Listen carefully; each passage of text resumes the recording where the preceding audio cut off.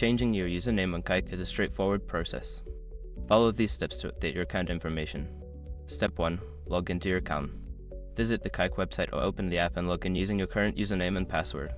Step 2. Access account settings. Once logged in, navigate to your account settings. This is usually found in the upper right corner of the screen, often represented by your profile icon or name. Step 3. Select username change option. Look for an option that allows you to edit your username.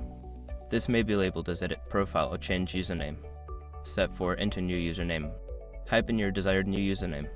Make sure it meets any specified criteria, such as length or character restrictions.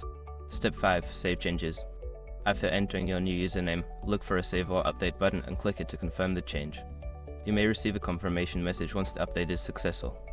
Now you can enjoy using your new username on Kayak. If you encounter any issues, consider reaching out to Kayak's customer support for assistance.